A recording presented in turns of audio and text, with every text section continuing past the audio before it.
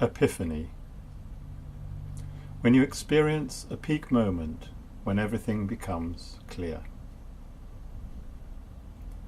I'm renaming the chapter, which was called Free to Philosophize, Epiphany, because that's what it's really about. A little moment of clarity. Of course, it's not complete clarity, you never get complete clarity, but some sense of self-understanding about what I'm about, what all this is about. And it also it sort of fits in with the kind of mock religious tone of the book, because another chapter is going to be called Salvation. And I've said repeatedly, I'm not religious in that way. There's no God, there's no good, there's no evil in that absolute sense. But in another sense I am religious. I have a religious attitude. I don't accept that the material mundane world is the sum total of my reality. There is something beyond the cosmic stop sign that I can never know, can never comprehend, that I can only wonder at. And the question that raises is what to do. What should I do? What is there left to do, apart from write about it? What kind of person am I? What do I want to be? Is there anything? Is there any position that I can take, any stance that makes sense in relation to that absolute impossibility of knowledge? Anyway, that's the question, and we'll see how this chapter goes.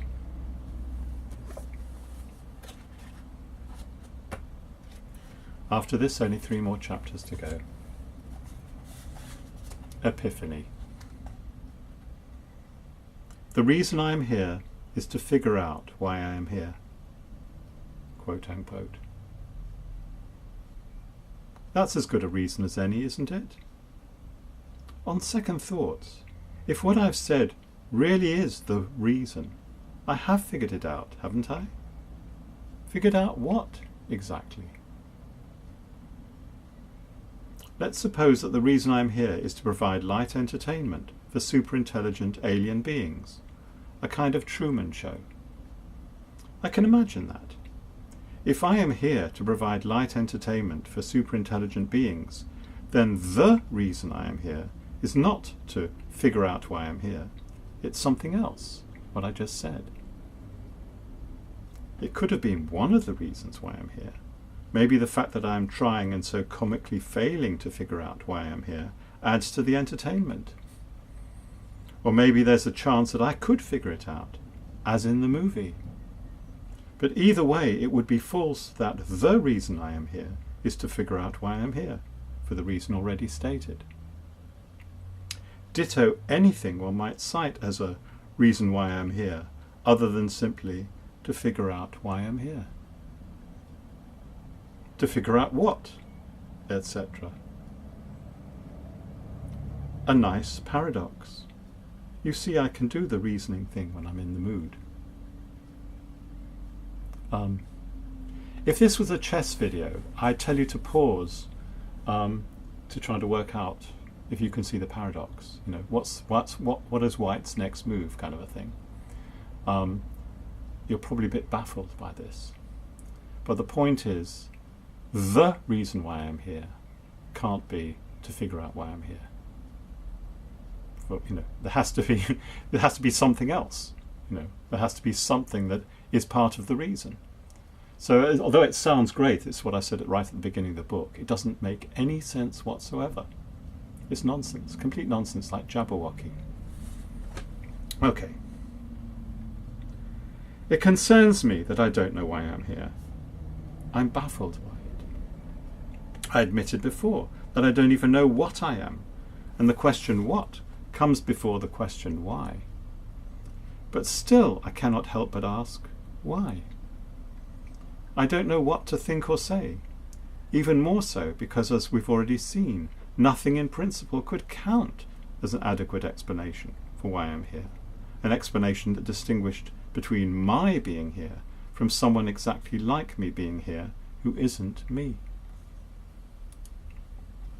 There can't be a reason why I'm here, and I say that's an absolute. It's a metaphysical wall, a cosmic stop sign.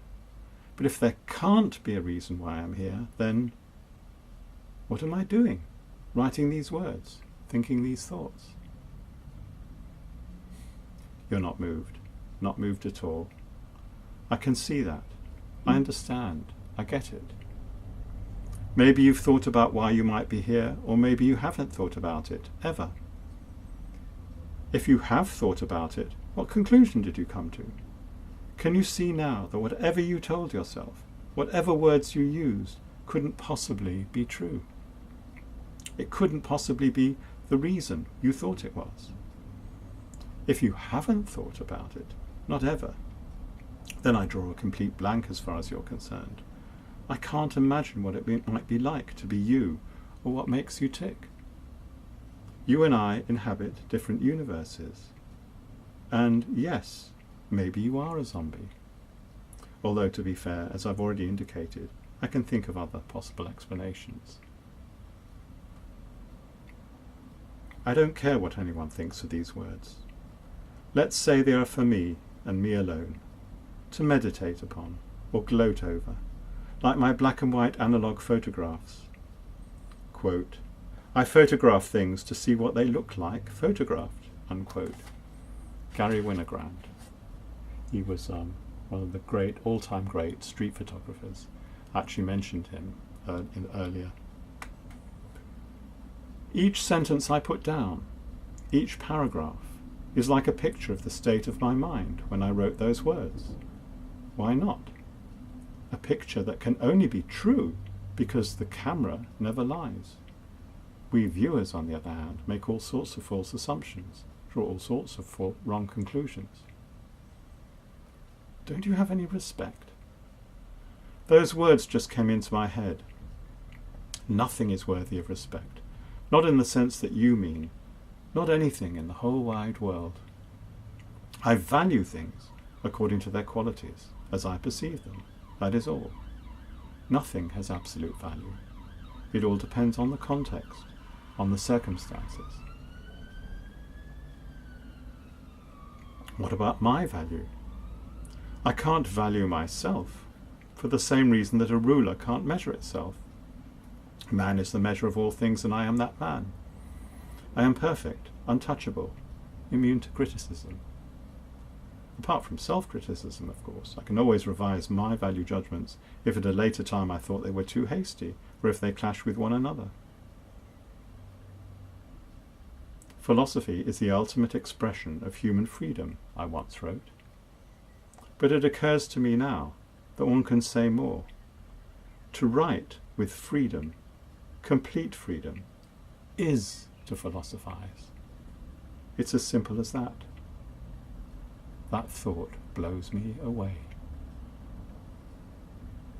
I'm talking about thought control, the brainwashing every human being receives, all the things that constrain, limit, reduce our capacity to see past the distracting world of people, things, events, the mundane world, all that is the case. None of that matters. That's my ultimate value judgment on the world. It's a distraction you all need to get past. You need to realize that you are only dreaming of a world. The reason the universe exists is so there can be a world for me to be in, quote unquote. If why I am here is the ultimate question, then an answer to that question would have to explain why there is a world, wouldn't it? I have set myself free. In this step the whole journey, I wrote in my last year living in Oxford after getting my DPhil, signing on the dole as I imagined I would do for the rest of my life. That was in 1982. Nothing else mattered. Nothing other than the journey I was on the path I had set out for myself. The judgment of the world, the judgments of others, were of no account whatsoever. But what is it to write with complete freedom? I mean in practical terms. How do you do it? How can you avoid the traps, the pitfalls? How do you know that you're not being controlled in some subtle way? To be free when you write means not holding back, not allowing fear to tamper your words, giving the tiny voice inside you a chance to speak and not be drowned out, the voice of your deepest self. Fear. I know all about that monster. I have battled with fear for years and decades. Gut-wrenching fear. Fear of death and annihilation. Fear of failure. Fear of fear itself. Angst, asks innocent Alice in Alice in the Cities. The 1974 German movie by Wim Wenders draws a perfect picture of a would-be writer, consumed, crippled with fear and self-doubt. It's an image we writers can all recognise, and we philosophizers too. I am adjusting my mental attitude. I am my philosophy, and my philosophy is me. I refuse to judge myself from the standpoint of others. I refuse to see myself through the eyes of others. I am free to philosophize.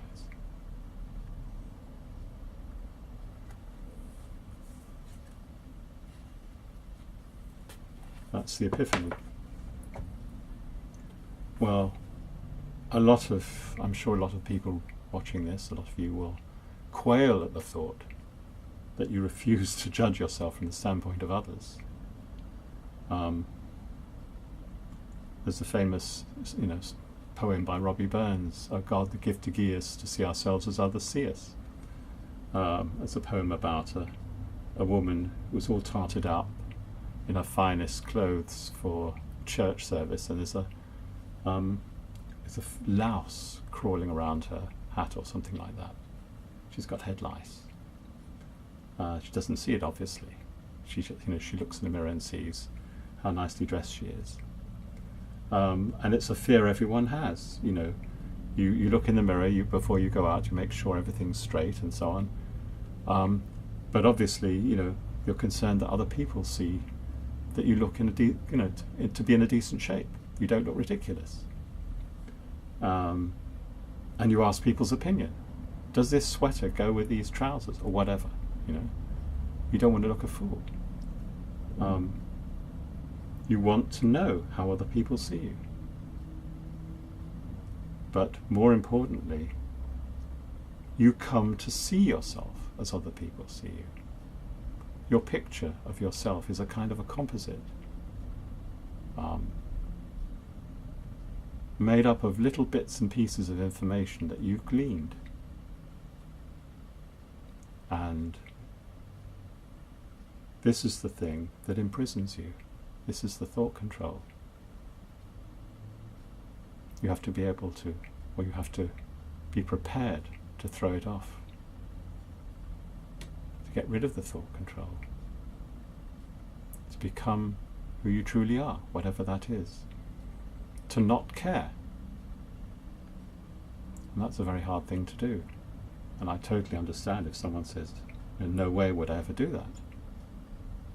But that's what I have come to believe. I refuse to see myself as other people see me. And when I watch this video afterwards, I'm sure I will, see faults with it, see other things that I like or whatever. But what I won't be doing is saying to myself, how do you see this? I don't know how you see it. I mean, you can make comments, you can leave likes and so on. But it's my judgment. As far as I'm concerned, it's my judgment that counts. I have to satisfy myself. If someone says, "Oh, you look great," and I look in a mirror and I don't see that I look great, well, who do I believe?